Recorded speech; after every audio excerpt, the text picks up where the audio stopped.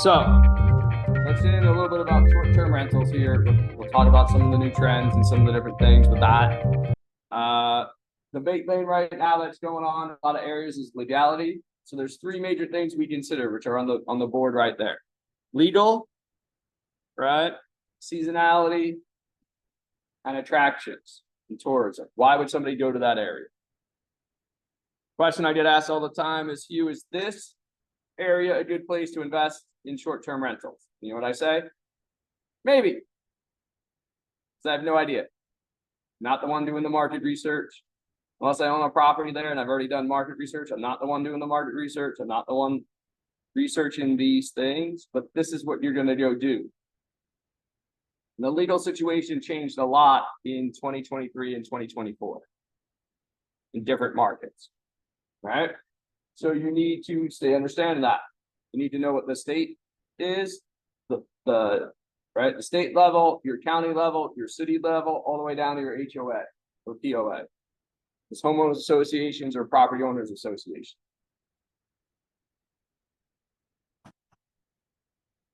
All right, they all can have different laws. Who collects the taxes? Because when you get into short-term rentals, oftentimes it gets into the occupancy tax, like hotels. Is the website collecting it? Are you responsible for paying it? Because you got to add that into your numbers. As we were starting this, I know there was a glamping conversation over here. I had to get a new cleaner into a property just as we were hooking up our computers, right? So we were able to do that. The one good thing about this business is that you can run it remotely, right? I'll show you guys that. But you need to know these things. Because we had properties about 1.5 miles apart. One could do only weekly rentals and one could do daily rentals. We're only 1.5 miles apart. Well, there's different laws. So you need to know that. A lot of this is, your friendly Google search. But there's some extreme cases that came up at the beginning of this year. Okay? On the different things with the different laws. Right? Seasonality. What's the high season? What's the low season? When will you get your highest rates? When will you get your lower rates?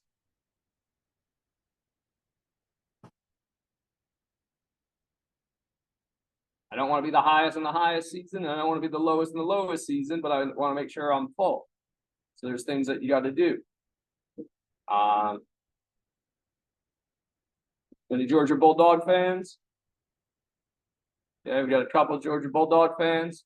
So Athens, Georgia there, right? That's a huge town. Yeah, buddy. Huge city, right? Huge. Dog. Huge. No, it's not huge, right? It's only huge on a football weekend. Everybody goes there, right? Yeah. On a football weekend. I know we came down for a Notre Dame a couple years ago, pre-COVID. It was just pre-COVID. We came down for the Notre Dame Georgia game. And so we rented a place.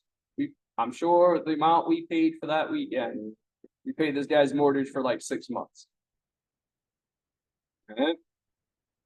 Then he moved out to the trailer on the back end of his property, right? Like he had like all the CDs and DVDs, like filling up a room. But everybody's into their thing. Are you here for real estate? Okay. So yeah, but you know what? All he's got to do is rent his property like 5 football games a year. Not even the whole season. He probably pays his bill. Non-football weekends, I'm sure if you rented, it'd be a lot lower. So you got to just understand what's that drive to your market, right? And then the attraction, why somebody coming there. I get all the time, should I do it by Orlando and Disney? Maybe, but do you think there's a lot of hotels already doing that? It's a lot of people are doing now is they're taking their timeshares and they're listing them on Airbnb. So when they're not using. But and if you're 5 miles from Disney, probably should not be advertising that you should not lead with Disney. Maybe you lead with the golf course. Maybe you lead with SeaWorld or another park if you're not as close as other people. Just understanding the reason why. Some big reasons are military bases, right? Colleges, like we talked about, graduate. Most colleges, they purposely do not provide enough housing for all their students.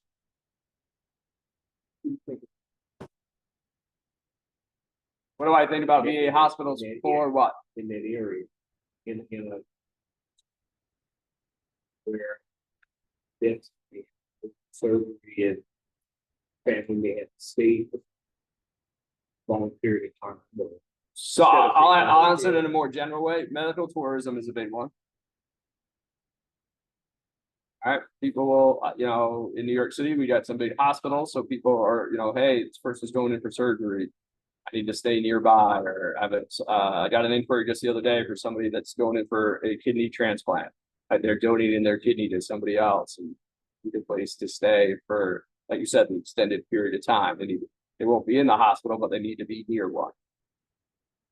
I mean, one of the biggest reasons people are traveling internationally right now is medical tourism.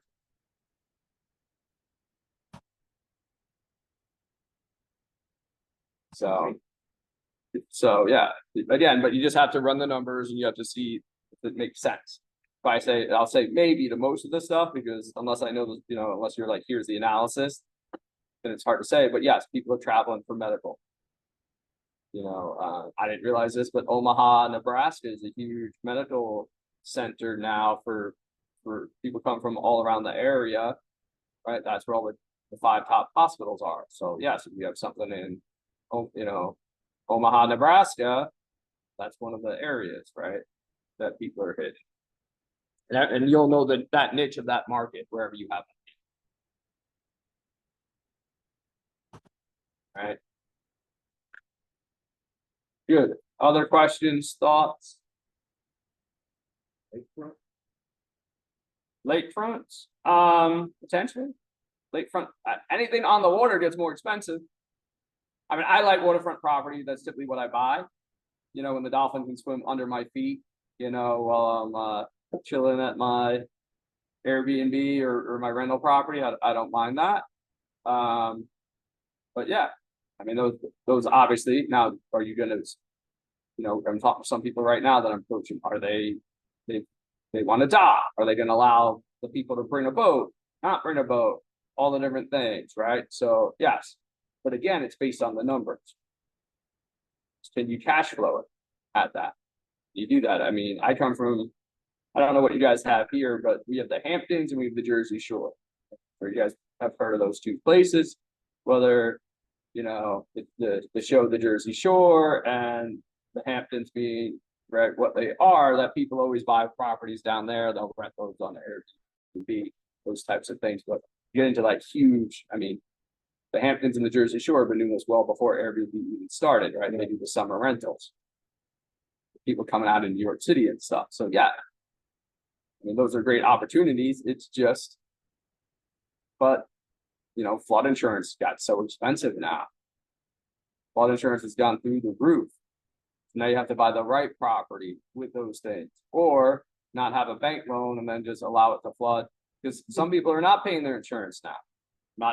It's not me giving you advice on what you should or should not do. I have heard people are not paying their flood insurance now, and they'd rather just have it come in flood, and then they'll take the sheetrock out, they'll do the mold remediation.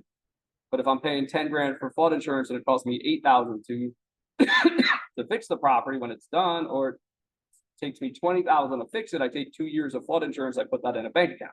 Now, will most Americans take the 2 years of not paying that bill and put it into a bank account? Heck no, they'll just spend it and be like, what happened? So I deal in the reality of the world, not the, right? So that's just how it is. But yes, you could do that. That would keep your costs down. But you can't do that if you have a mortgage through a traditional bank, or your lender requires that. So now you're in violation and they can call your mortgage due.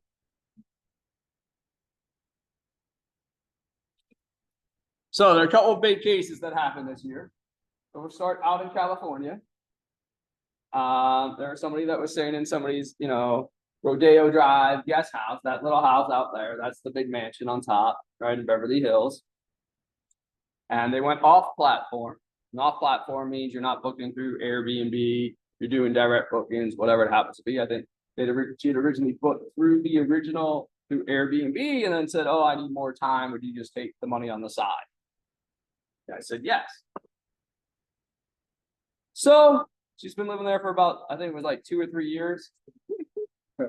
And she owed over $50K in back rent. And she asked for $100,000 to move out. Yes. $100K to move out. He pays her $100,000. If you want me out of your property, otherwise it's going to take you 3 years to go through the court system. Because now I'm a tenant. And you've done off platform and we don't really have a lease. And then she already owed $50,000 in back rent and started going through court.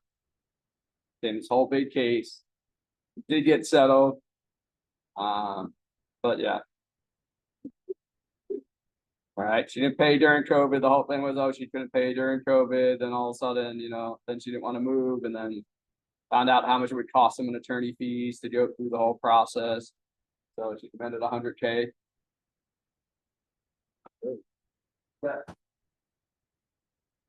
She didn't Google it.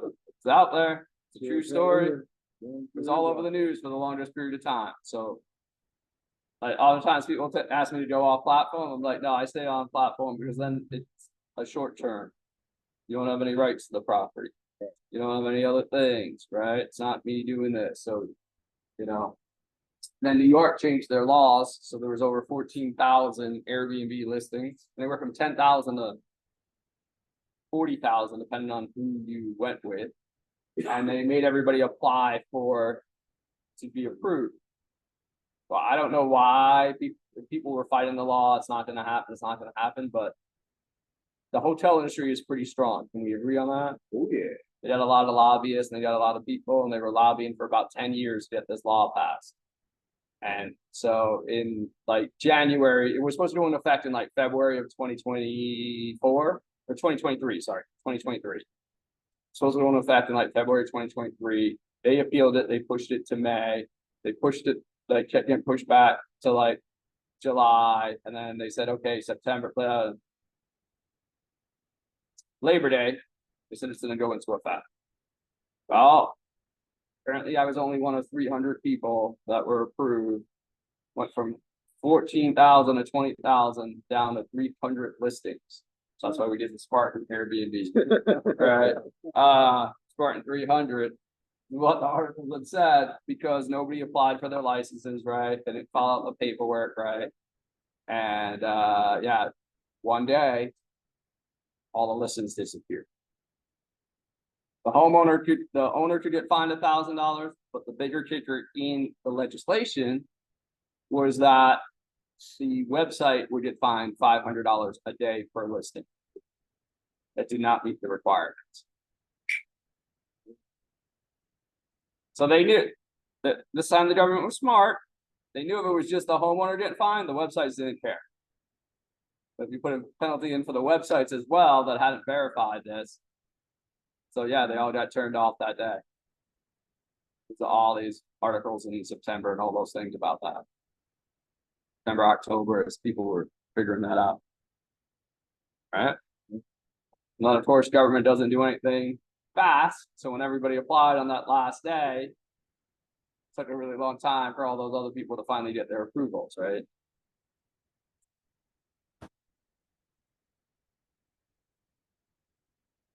This question? A premium? Yes. So the question was, did it make my listing a premium? Yeah, all the competition disappeared. Yes. And unfortunately, it was bad for some people because it was like, you had booked it, now you're booking, it's refunded. You might be coming next week, law change, refund.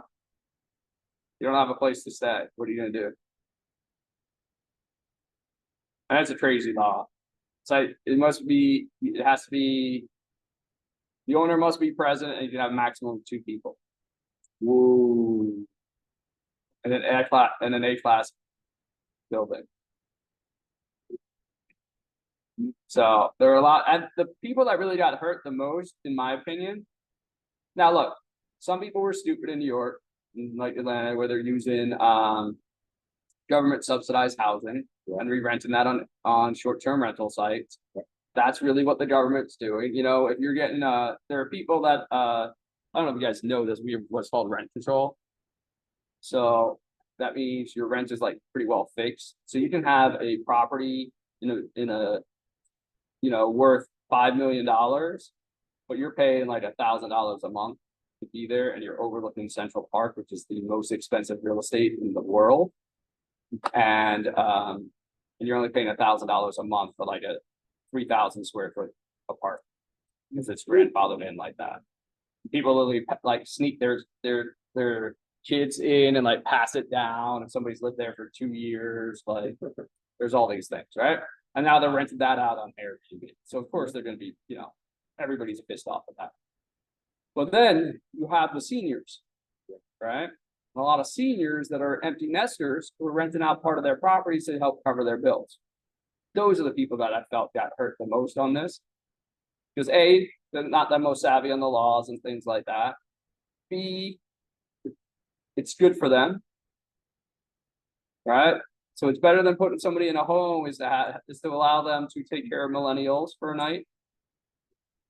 Because they've got somebody there that wants to talk to them, wants to make them breakfast, will listen to their stories, right? Keep them going. So that's that second income for them to keep their properties. So yeah, like these things are happening. And a lot of these went down in 2023, but 2024, we're continuing to see some of the ramifications, some of the things. A lot of people are blaming the short-term rental housing for not having enough traditional rental properties for people in the area or homes, different markets. Here it's a little different because you guys don't have, what's the way to say it? You guys don't really have borders that are like mountains or rivers or oceans or things like that, where space is finite, right? Atlanta can keep growing and growing and growing and sprawl. Dallas can keep growing and growing and growing and sprawl. San Francisco, LA, New York, Miami, they hit boundaries. They hit water. Can't make more land, can't spread more, right? So that's where a lot of that comes into play, less so in different markets that don't have those same boundaries. So when you've got those harder boundaries on cities, you can only grow in certain directions. Does that make sense? Yeah. So that's where the housing to be closer and oftentimes more expensive because the closer you are to the city center. Okay, good. Questions on this?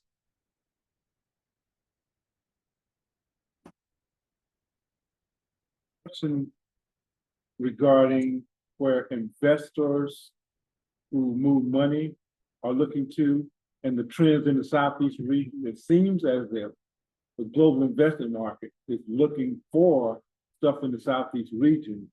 So then does that pose an extra burden on us who are small business folks to, like you say, know the law, know the deal, understand when we may not have the resources to do that kind of research as quick? All right, so you asked like 3 different questions, so give me one at a time. Okay, the first one is not having the resources to do the kind of research and move as fast as a conglomerate. How do we deal with that being a small business owner or a small business investor? Okay, so the question is, how being a small business owner can I compete with the big dogs? And what resources can I use or use? Right? Yeah. So the problem with being really big is you move slow. The problem with being small is you may not have access to as much capital. True? Right. But you can move much faster. Okay. Right? So the big they can get access to money fast, but they're slow movers. Okay. Right? You can be fast and agile, but you may not have access to the resources. So now it's like filling that gap for you. Okay. Right? Whatever your gap is finding those resources. So if you need access to more capital, then you have to start building those relationships. What does it take? What type of deals would you invest in? Right? Go to those types of meetings, the opposite of the wholesaler meeting. right? The big companies are looking for those wholesalers. Just bring me the deals, I'll buy them. Bring me the deals, I'll buy them. Bring me the deals, I'll buy them. Right? So you've got, access to the education. You've got access to software that we use internally. Right. You got resources within the community. I don't know if you're part of the community. Are you part of the community or not? Yeah. So like using your software, right? Going through your classes, going through those things to gain that knowledge, and then attending meetings so you build the relationships. Not only in the community, but outside the community as well. Right? Because it's a combination of inside and outside that you want to build that relationship. You don't want to pigeon yourself any which way. But you can move faster. And because you guys are actually local, you're going to know inside information. Right? You're going to know inside information. You're going to know if you're driving by the houses, you're doing those things. You're going to know, you're going to go to. See, the problem is most of you guys have access to deals, but you just don't know it. You don't know the questions to ask, and you don't see the opportunity. I guys are not in your head, but you know what I mean by that? Okay. Is that the Celsius? Hi, Grandma. I thought doing this, I might be running around. You might be sprinting. All right. So let me ask you guys this, and I'll use this is a great analogy that I learned from somebody else. So most of you guys drove here today, true? Yeah. Okay. Most of you guys are from Vegas, so you drove. If I'm in New York, they didn't drive. That's all right. Some of you guys are at home. So, how many red cars did you drive by today?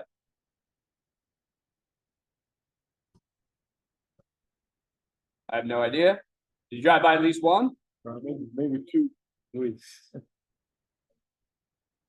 Can we say it was at least one? Yeah.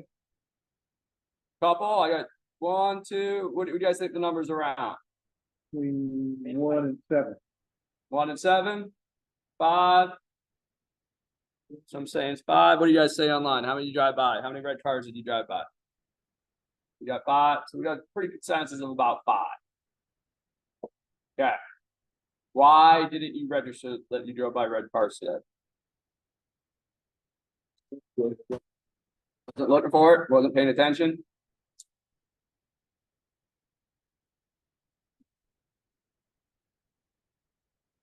You weren't looking for the opportunity? Okay.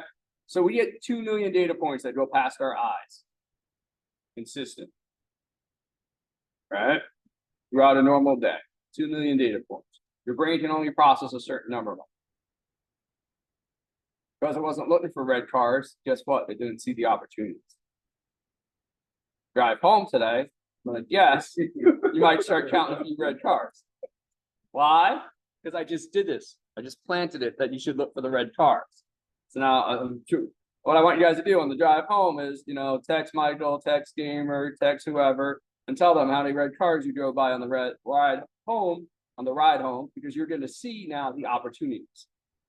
Oftentimes, you guys have an opportunity to buy a real estate deal or learn about an inside information on a real estate deal. You just don't see it. You just don't see it. And so part of this is opening your eyes to see that. Because you're here today, you start to see more opportunities. You start to see things where you may not have seen them before.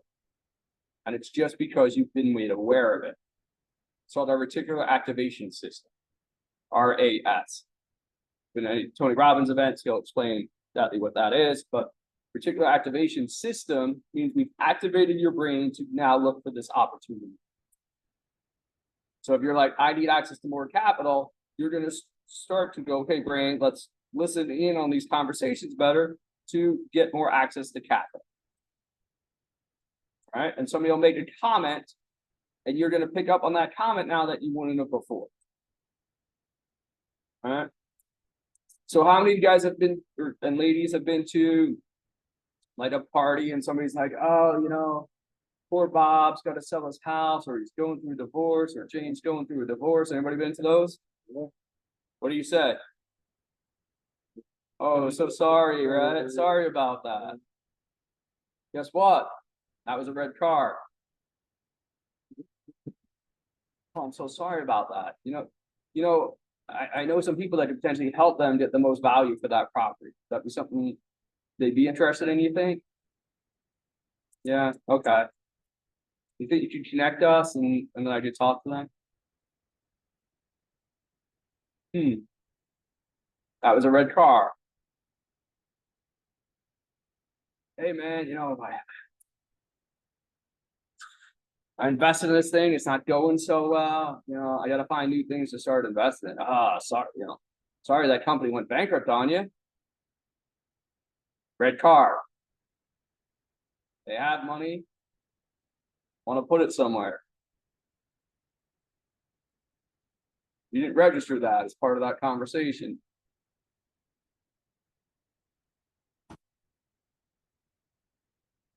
Right?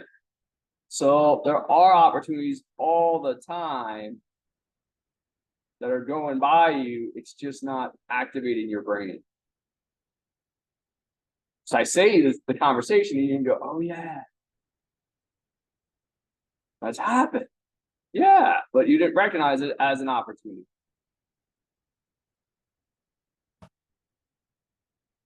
How many guys are going back through your brain, going through different conversations right now, going, oh yeah, right? Yeah. So yeah, let's take a 10-minute break. So I know we got a little bit of a late start. We'll come back for another like 20 minutes, and we'll send you off to lunch, and then we'll come back and I will walk you through the deal where they were going to buy it. I'll probably do this after lunch, but for 250,000, and they accepted 235 after they said yes. All right. So we'll take a bathroom break for you guys online. You got any questions? Let us know. Let us know how it's going on the tech side, and we'll come right back. 12:12. Don't be late.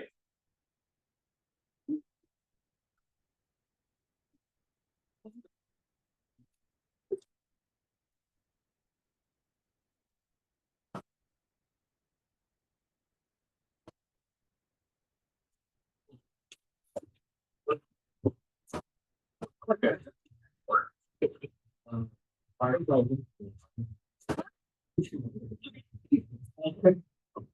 Good. I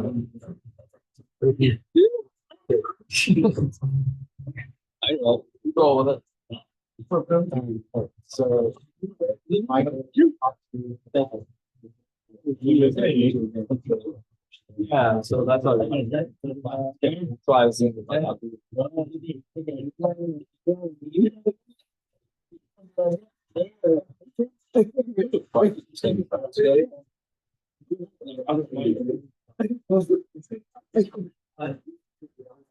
I know we talk right.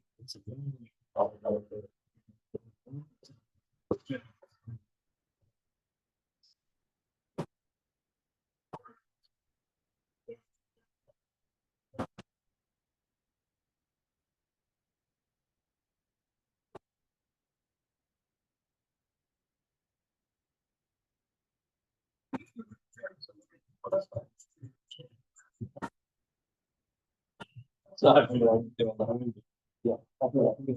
Very nice to meet you. What's your name? Rob. Rob. Yeah. Nice to meet you. Thank you.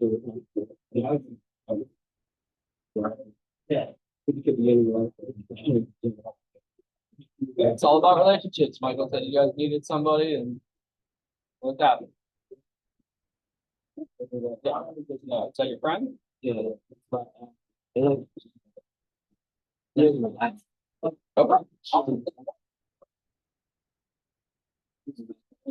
Was this been getting to know us over the last month or two? Yeah. Looking for spines to get started. All right, awesome.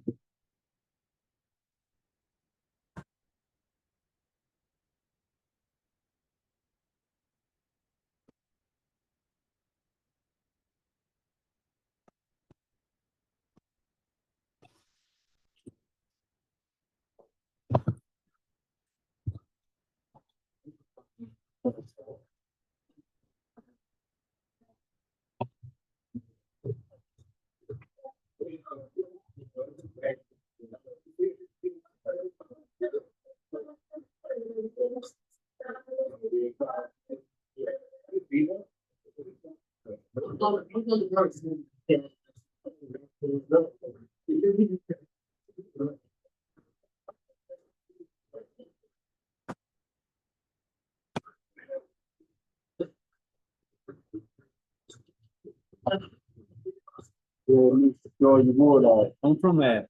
Oh, okay.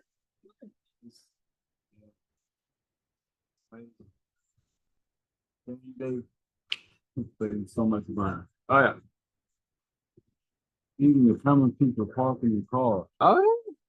We walked all over that place, and it was crazy. Because game day was there too. Yeah. When game, so it was because it was Notre Dame. I think they were both ranked at the time. Welcome, I'm Hugh. My name's Jeffrey Dean. My brother played for Georgia too. Oh, congratulations. My brother, I did. My brother played. He was on that Navy 3. Yeah. It's all about Georgia Ford. Yeah. All good. I'm tired of seeing this real estate that's going forward like this. I'm ready. Gotta jump in. Jump in. Gotta do it. Thanks for pointing out how critical those relationships are. You know, I can numbers and financing and data, the relationship and Yeah. very good. Make a big difference.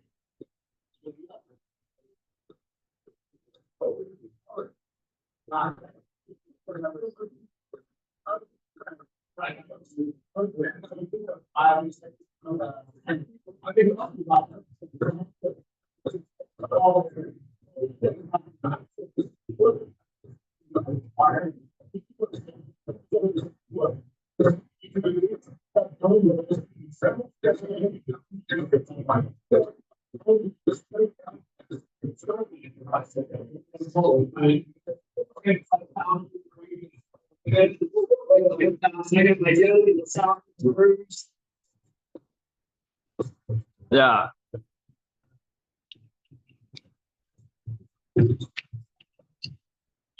That's one of my assignments to get done.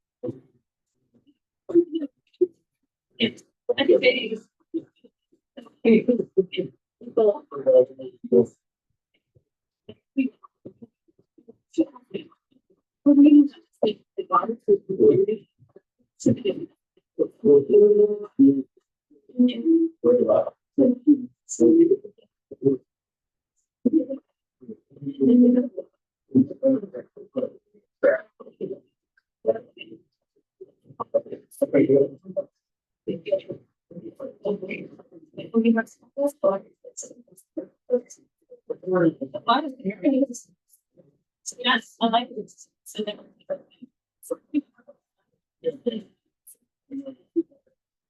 Here's a money. I'll take it.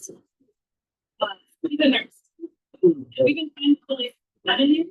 Actually, I need something. And then we don't give you everything. Problems to the road.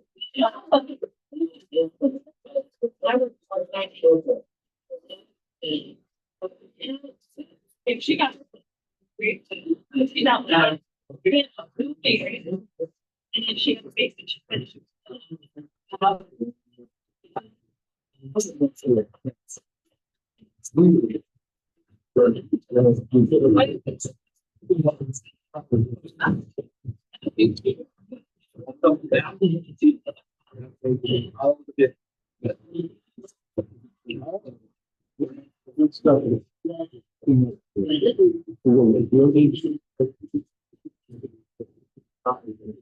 All right, everyone.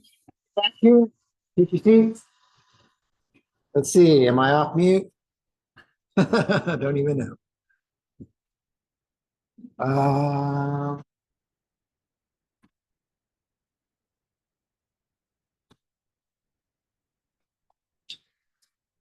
Make sure that talking here. Yep, okay.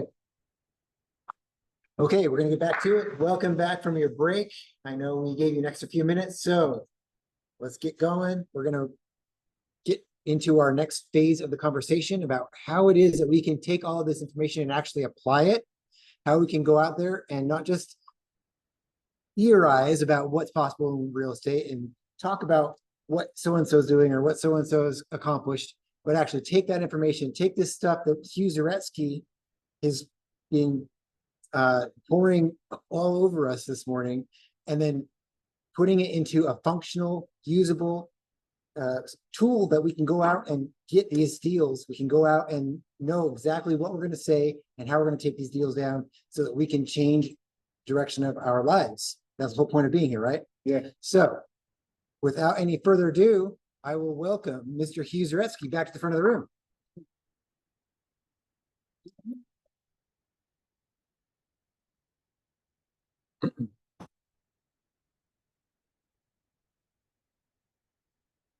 Sorry about that. We're doing like 4 things at once.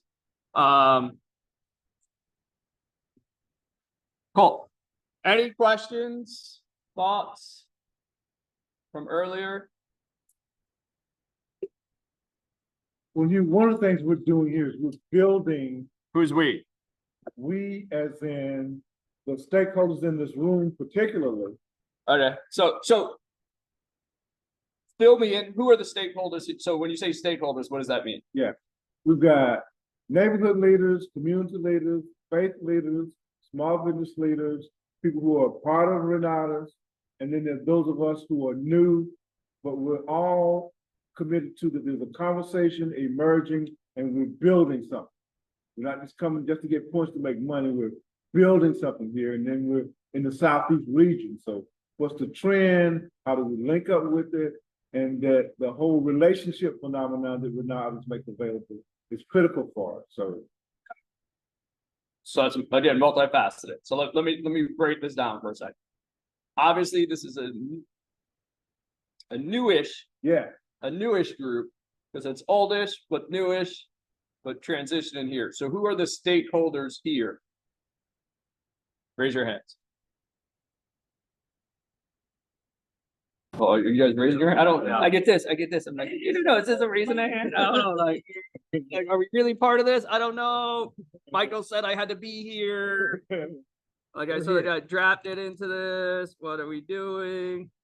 And for you guys across the country too, if you're a stakeholder, just type in S it, right? So in my opinion, what a stakeholder is, so I'm clear, because there's different definitions. Another training we do is everybody has a different definition of a word, right? So in my opinion, if you're a stakeholder here, that means you're contributing to the office financially and or with your time, right? And you've made that commitment. Maybe you signed an agreement for the year that you're going to go ahead and do this as sort of, and want to move towards leadership. Is that correct? yeah. Still getting like weird nods, like not like, yeah. So how many people are part of that? Just so I know. All right. So there's a lot more of you. When I said that, look how I defined it. All of a sudden there's like, woo, that's me. Or it was like, okay, cool. All right. So now I understand who the stakeholders are.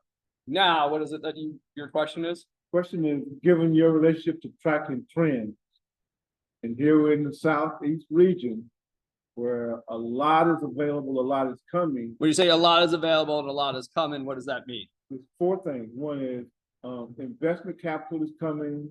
People are beginning. So that's outside. Yeah. So you asked a question about the stakeholders here. Yeah. And about building relationships. Yes.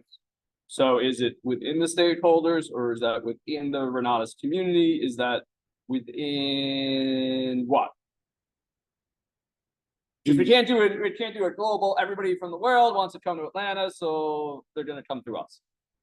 So with the Renatas offering of relationship building and small business development, those 2 things How do we leverage ourselves? How do we relate to that? How do we look at it? Like the red car thing. Oh, that's what's available, huh? So how do we begin to develop a powerful relationship to that? Those two things. Okay. Can answer this in so many ways. Good. Well, the real answer is it depends on you. Okay, okay, okay. So, and I'll just speak from my personal experience. I can fix things, but I'm not a contractor. So I'm not gonna go install something super crazy. I'll build the IKEA cabinets or whatever on my rental properties, right?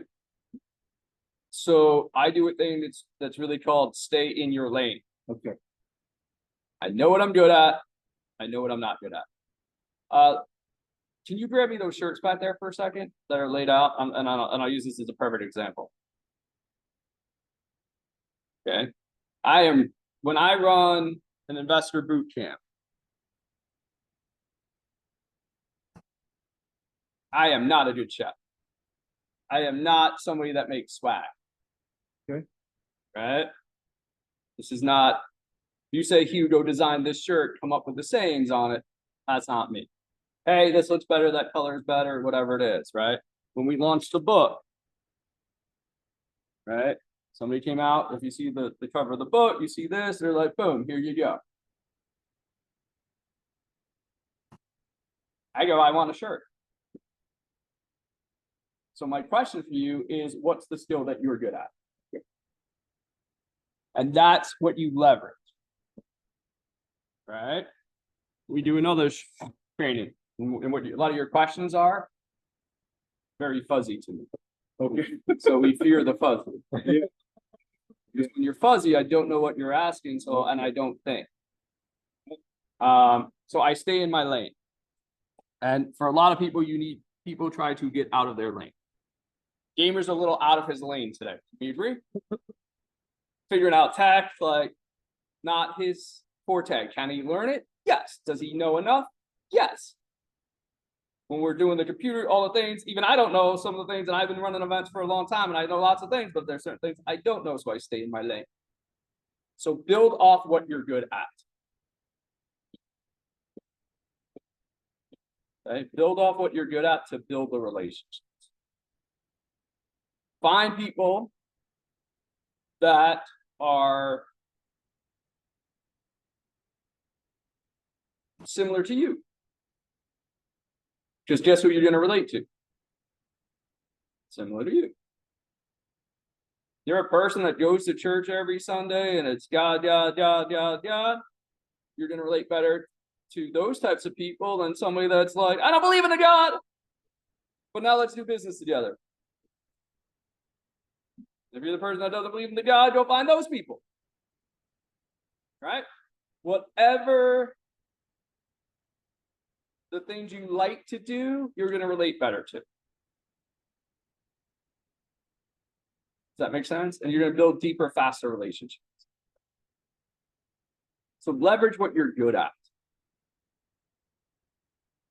to find business owners, entrepreneurs that have this, that are good at the same things.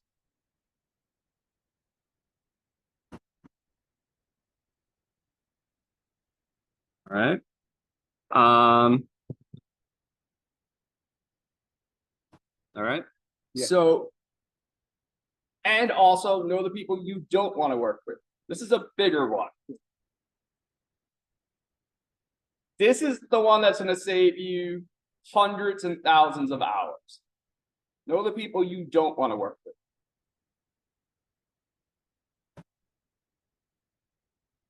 Know the characteristics of those people. Because those are the ones that are going to be your pain in the arse. Those are the ones that you're going to be like, let's go here. They're going to be like, well, what about over here? They're the ones that are going to give you all the pushback. And sometimes the squeaky wheel gets all the information. And it pulls away from your building of the group. Okay. It's better to cut people off that aren't growing with you than to try and pull them along. There's a saying I said, you know, that if you've ever been a sailor, anything to do with boats, you know you can't push a rope. Can't push a rope.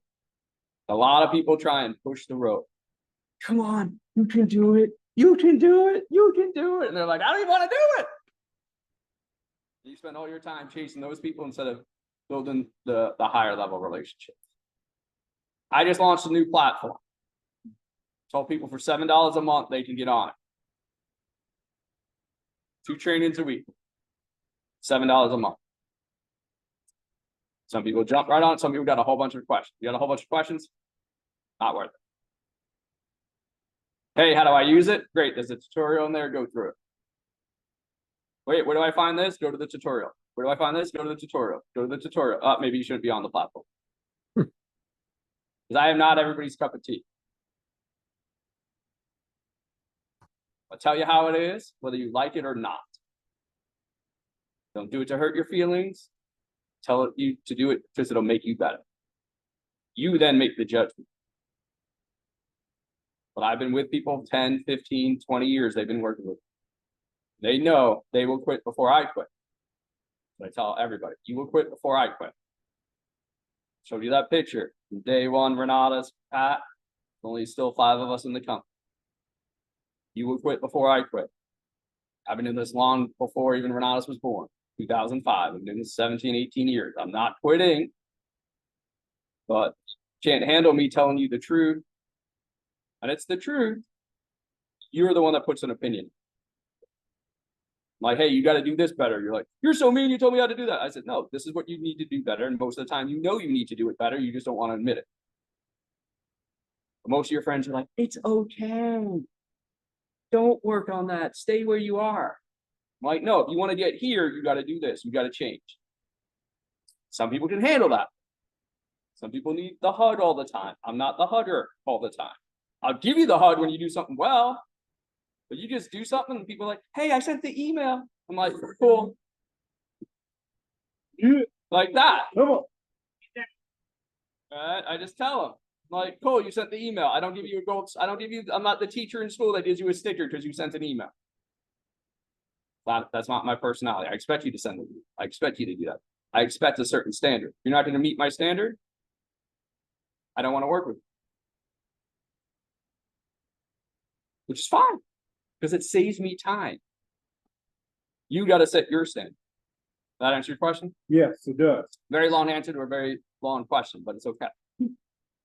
All right, good. Well, any other questions? So here's the key. You guys do things really, really well. But oftentimes you focus on the negative things you don't do well. That's that voice in your head. Right? That's that negative voice. If we turn that negative voice up so that everybody else would hear it, you'd be so embarrassed about what it says about you. About all your failures. You know why? It knows all your weaknesses. It knows all your pain points. Keeps telling you you're not good enough to do something. You're not there, blah, blah, blah, blah, blah, blah. You would never say that to somebody else. But we got to grow. Part of being here today is growing out of that lobster shop. When I launched that new platform, that's the growth. I don't know how it's going to go. I don't know. I've been going from platform to platform for 3 years. I think I finally found a good one. All right. Got 59 messages going through it in like 4 days. So people are starting to take it, go through it, make it happen. So find the people that you like and that like the same things you do. You had a question?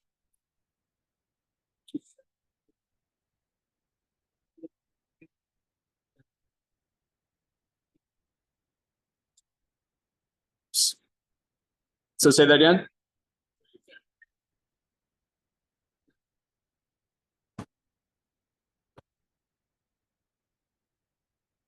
No, well, so let's twist that because so he said find the. Let me see if I heard it correctly. You said I said find the people that are going to challenge you that you don't want to work with.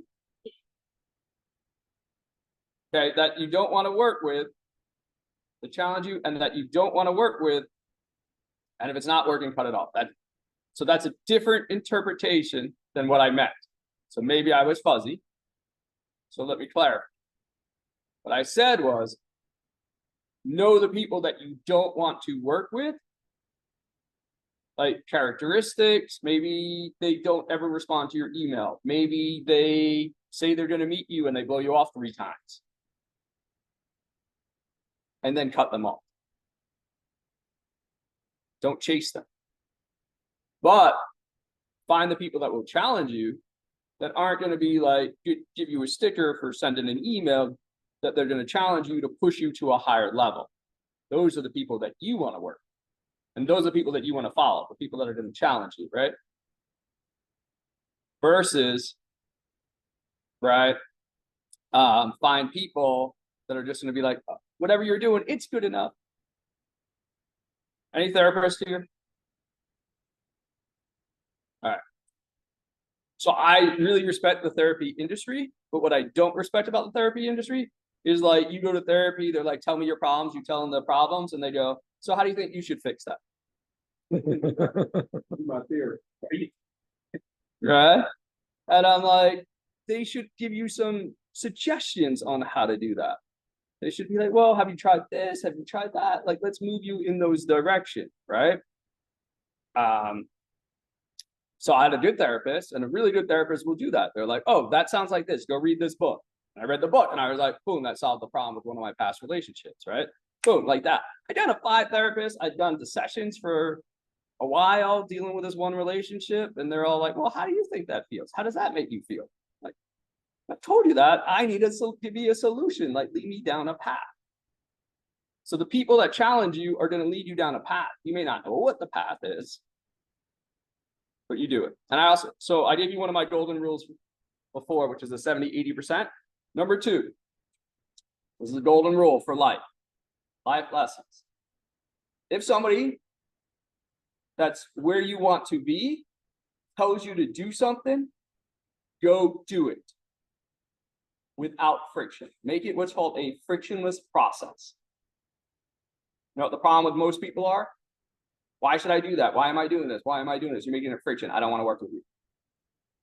Because half the time when you go do the thing, you figure out why they were doing it. Or do the thing and go, why do you have me do this? And then they'll explain it to you because you took the action. But wealthy people, millionaires and billionaires, are not going to spend all their time explaining you to why to go do something. They're like, if you want to get better, go do this. Here's how you do it, go do it. You're like, well, what am I going to do that? What about this? You ask them 100 questions, they don't want to work with you anymore. Well, their time is valuable. You go do it, you learn the lesson. And then you can come back with advanced questions. They'll answer those.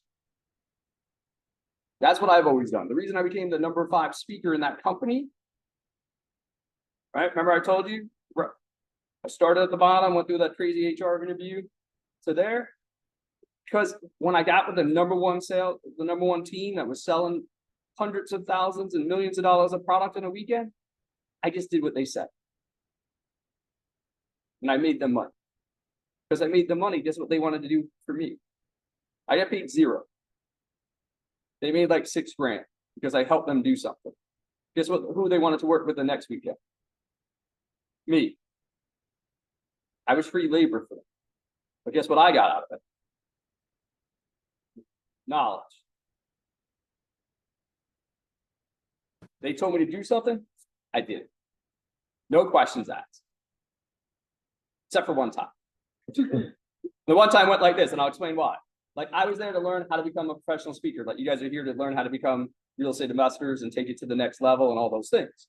And at one point, there was at the end of the session, at the end of their training, like they spoke for 8 hours a day, and then we got up and gave a presentation. There was another guy in training there. And he was going to get up, and they're like, Hugh, leave. I was like, why? They're like, Hugh, leave. Go back to your hotel room. We'll call you down when it's time for your session. And I'm like, but I want to learn from all these things. One guy got up, walked me outside. He goes, this guy is so bad. I don't want you to pick up any bad habits. He's not going to make it. So you leave. I don't want you to do anything he's going to say up there. I don't want you to pick up anything. he's on his way out, go take the out. It's like, oh, I get it. Right now, when they say it that way, you get it. But sometimes they don't have time to explain. Millionaires and billionaires don't have time to explain. They go, we just need you to leave.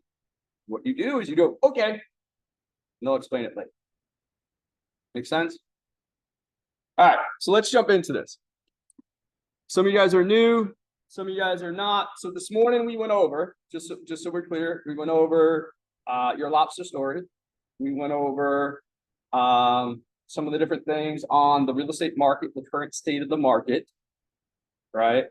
And we're going to talk a little bit about what this group is about. And then this afternoon, we also talked about Airbnb. This afternoon, we're going to go finding deals in 6 minutes.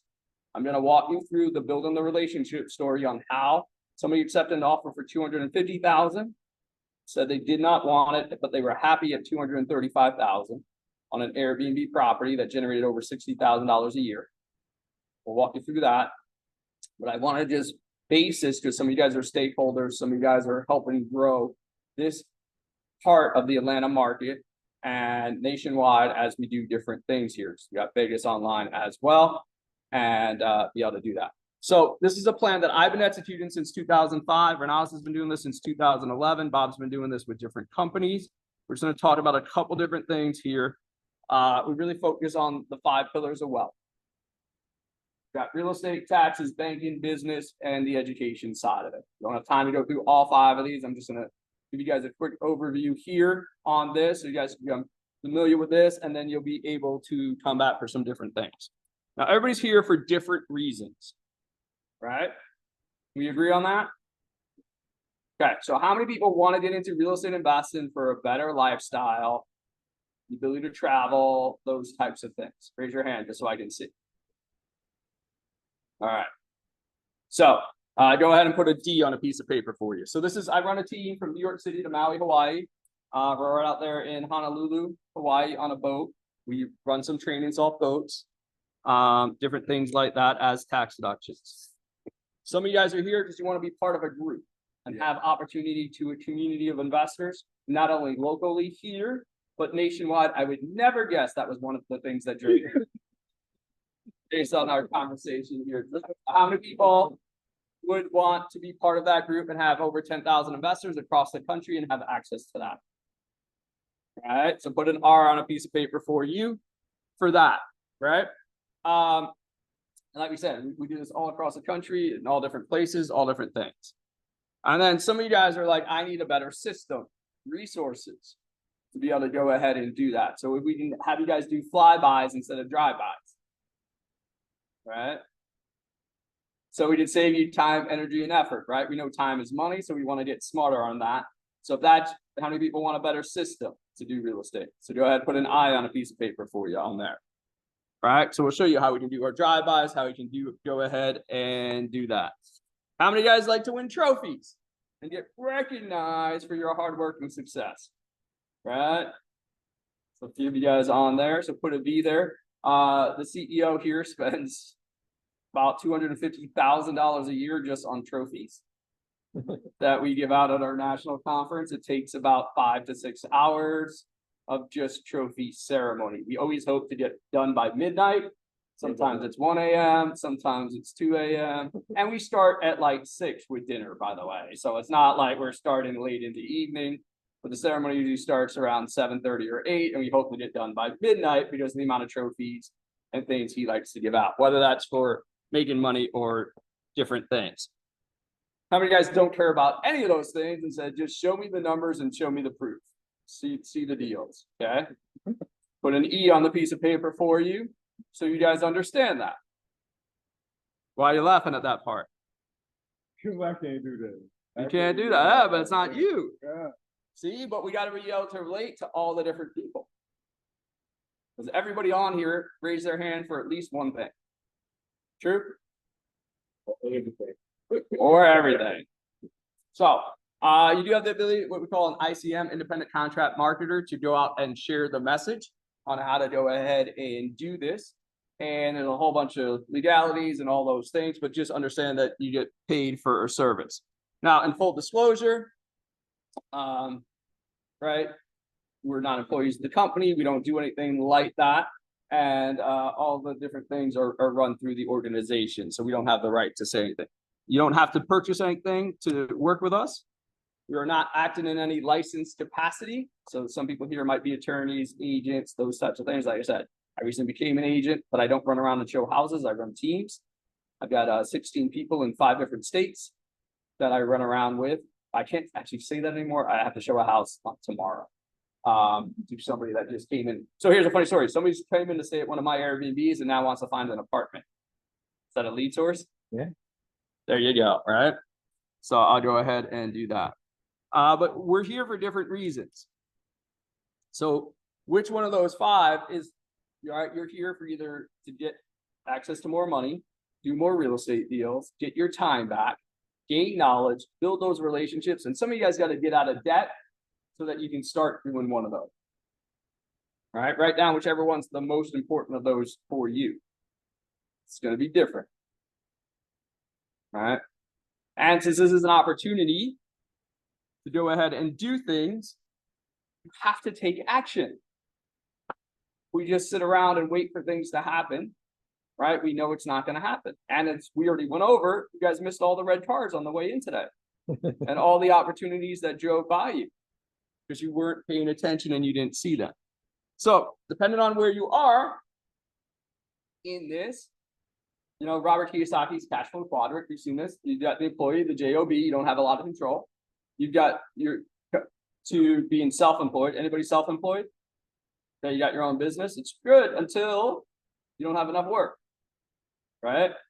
And then we switch over to the business owner, where we have employees that work for us that generate revenue. I am sitting here and I am generating revenue multiple ways. All right, I'll explain that to some of you guys this afternoon. And then we move down into the investor side, where we're generating revenue off of that, right?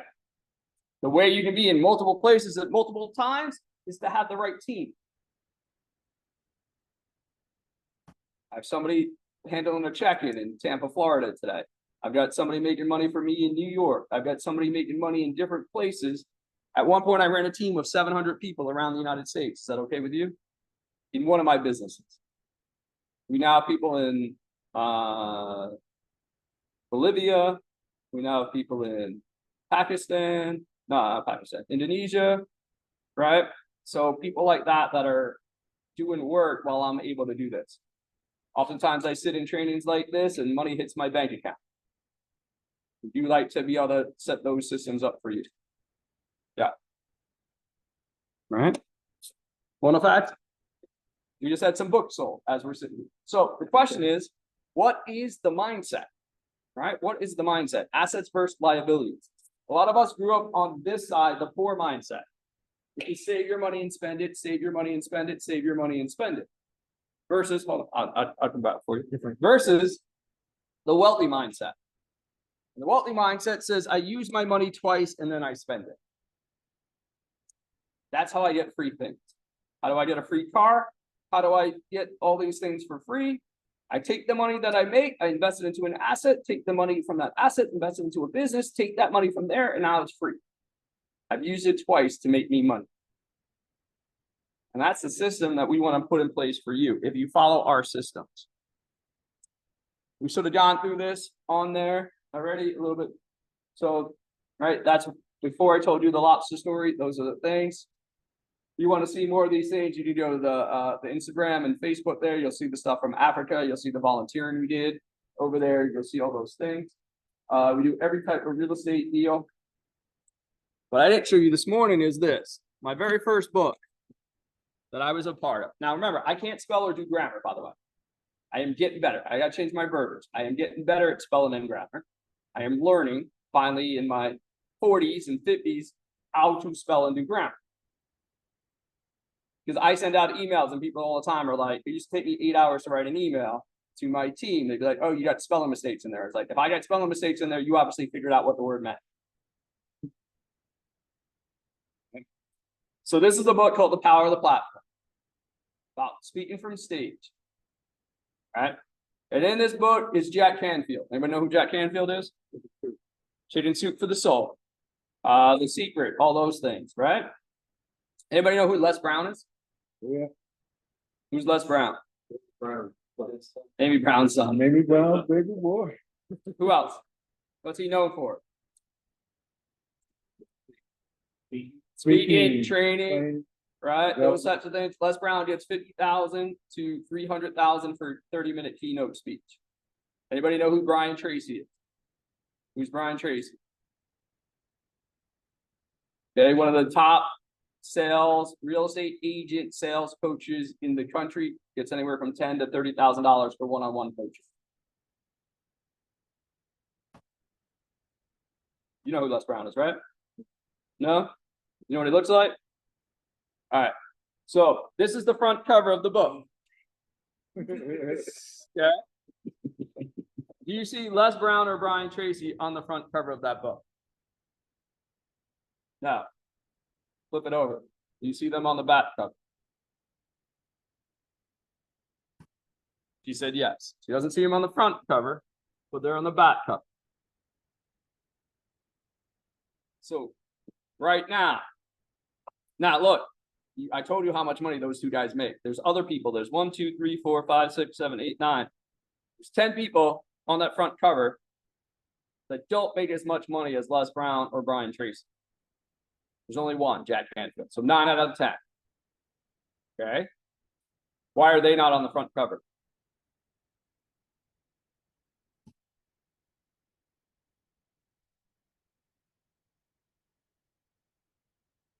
They make more money than the people on the front cover right now. But back then, nobody knew who Les Brown and Brian Tracy were.